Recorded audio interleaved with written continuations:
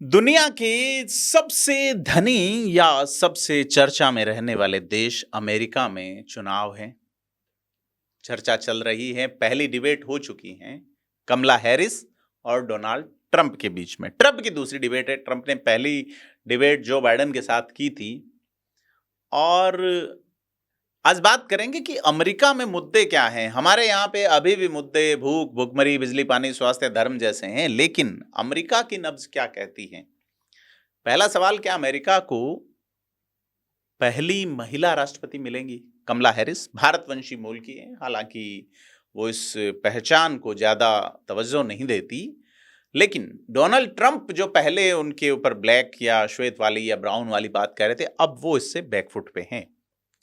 सवाल ये है, बात करेंगे आज की मुद्दे क्या हैं अमेरिका में, किन चीजों पे उनकी राय जुदा है और अलग अलग मुद्दों को लेके उनकी नीतियां क्या क्या हैं, खास करके डोनाल्ड ट्रंप और कमला हैरिस की।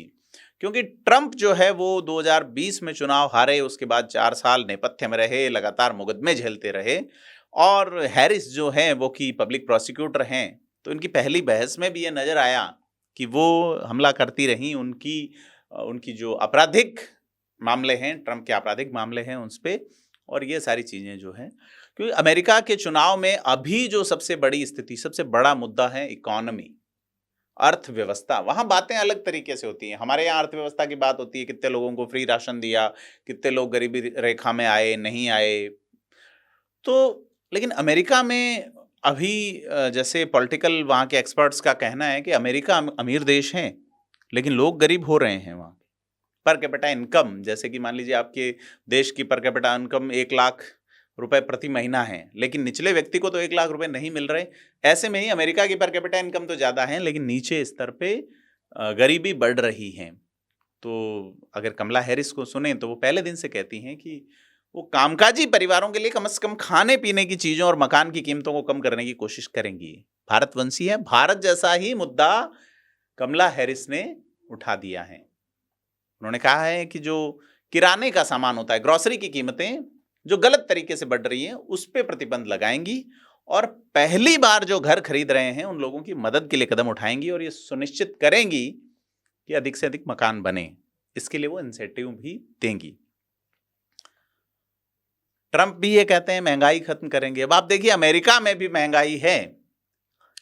ट्रंप कह रहे हैं महंगाई खत्म करेंगे, और वो वादा करते हैं कि अमेरिका को एक बार फिर से वैसा देश बनाएंगे जहां लोग सस्ती चीजें खरीद सकें। उन्होंने ब्याज दरों को कम करने का वादा किया है। हालांकि ब्याज दरें अमेरिका में सरकार के नियंत्रण में नहीं होती, बैंक ऑटोनोमस होते हैं। और उन्होंने जो बड़ा मुद्दा उठाया है कि जो अप्रवासी अमेरिका में रहने के दस्तावेज नहीं रखते, उन्हें वापस भेजा जाएगा। हाउसिंग पे बोझ कम होगा, लोगों को मकान मिलेंगे। कमला हैरिस नए मकान बनाने की बात कर रही। अप्रवासी जो वोटर्स हैं या प्रवासी वोटर्स हैं वहां जो, उनका फायदा कमला हैरिस को मिल सकता है। लेकिन मूल अमेरिकी इस बात पे फोकस करेंगे कि जो अमेरिका के नागरिक नहीं हैं वो निकले यहां से। एक और बड़ा मुद्दा गर्भपात है, क्योंकि कमला हैरिस गर्भपात के अधिकार को अपने चुनावी अभियान के केंद्र में रखती हैं, और वो ये कह रही हैं कि पूरे देश में लोगों के लिए एक जैसे जनन के अधिकार हों, और एक ऐसा कानून लाया जाएगा। क्योंकि गर्भपात विरोधी रुख जो है उसके समर्थन के मामले में ट्रंप संघर्ष करते नजर आए हैं। ट्रंप ने अपने कार्यकाल के वक्त सुप्रीम कोर्ट में जिन 3 जजों को नियुक्त किया था, उन्होंने 1973 के रो बनाम वेड केस में उस फैसले को पलटा था जिसमें गर्भपात को संवैधानिक अधिकार बना दिया गया था।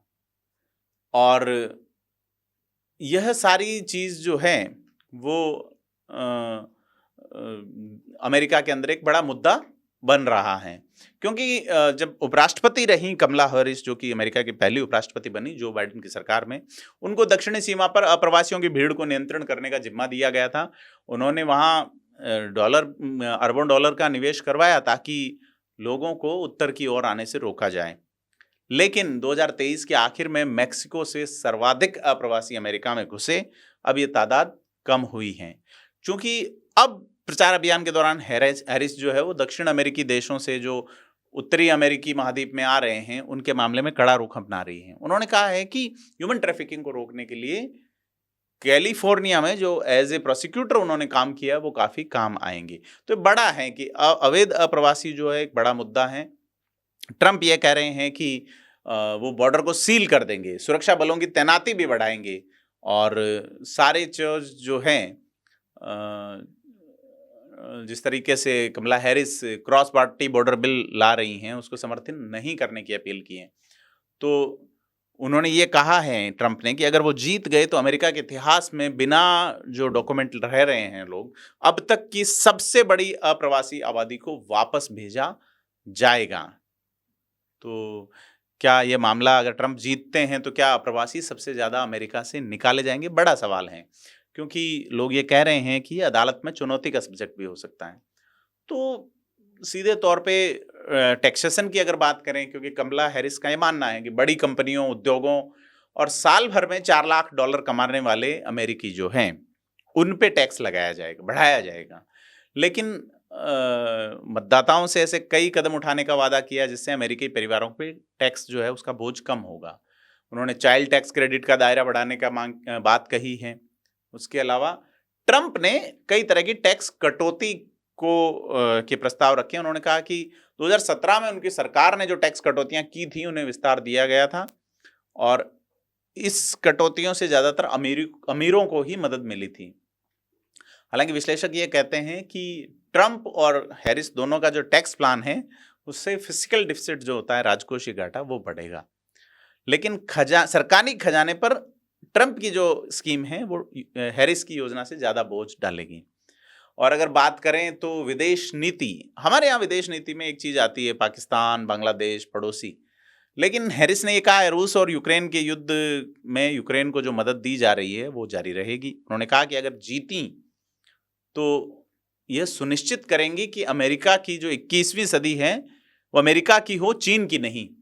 लेकिन हैरिस जो है इजराइल और फलस्तीन मुद्दे पर लंबे समय से दो देशों के सिद्धांत की समर्थक रही हैं और उन्होंने कहा है गजा में जल्द से जल्द युद्ध खत्म हो। जबकि ट्रंप जो है वो अलग थलग विदेश नीति के पैरोकार हैं। उनका कहना है कि दुनिया में कहीं भी लड़ाई हो रही है उससे अमेरिका खुद को दूर रखें। और उन्होंने ये भी कहा है कि अगर वो राष्ट्रपति बने तो 24 घंटे में रूस यूक्रेन युद्ध को खत्म करा देंगे। डेमोक्रेटिक पार्टी ये कहती है कि इससे रूस के राष्ट्रपति व्लादिमीर पुतिन और मजबूत हो जाएंगे। ट्रंप ने खुद को इजराइल के कट्टर समर्थक के तौर पे पेश किया है, लेकिन उन्होंने कम बताया है कि वो गाजा युद्ध को कैसे खत्म करेंगे।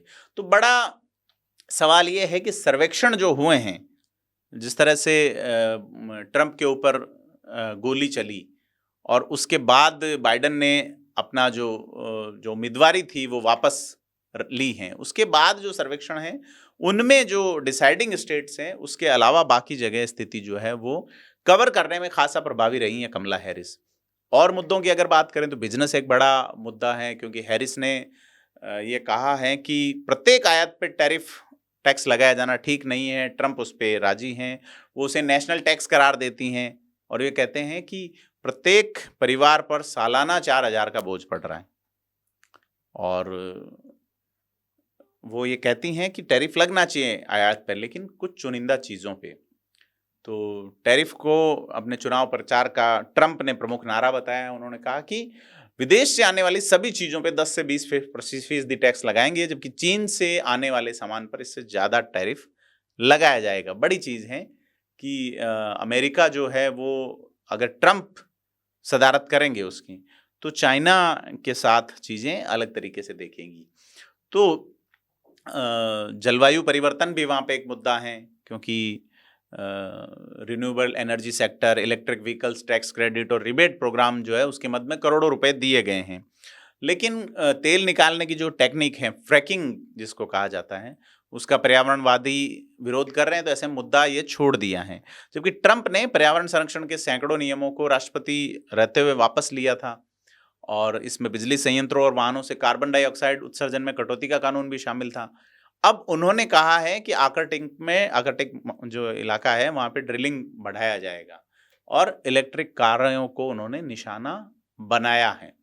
तो कुल मिला के हैरिस जो है दवाइयों और उनकी कीमतों को कम करने को लेके खासा फेमस रही हैं। और ट्रंप कहते हैं कि जिस अफोर्डेबल केयर टैक्स एक्ट को ख़त्म किया था उसे दोबारा बहाल नहीं करेंगे, क्योंकि मेडिकल इंश्योरेंस जैसी चीज़ हैं। तो यह सारी चीज़ जो है वो कहा गया है, जैसे कि इनफर्टाइलिटी है जहाँ पे और उसके ट्रीटमेंट के लिए अगर किसी दूसरे टैक्स पेयर का खर्च हो रहा है, तो यह ठीक नहीं है। टैक्स पेयर को उसके पैसे का उसी के फ़ायदे के लिए इस्तेमाल हो, ऐसी जगह खर्च हो जिसका सभी को लाभ मिले, किसी का निजी लाभ नहीं हो। तमाम तरह की चीज़ें हैं अमेरिका में। अमेरिका के मुद्दे बिल्कुल अलग हैं चुनाव के, नवंबर में चुनाव हैं।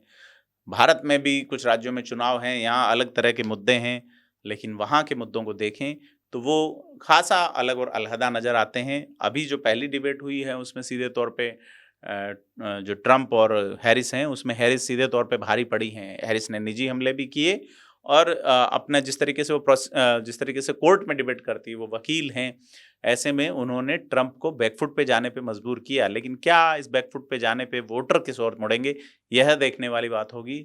हम आपके साथ जुड़े रहेंगे। आपसे अपील है कि थिंक 360 को सब्सक्राइब ज़रूर करें। धन्यवाद।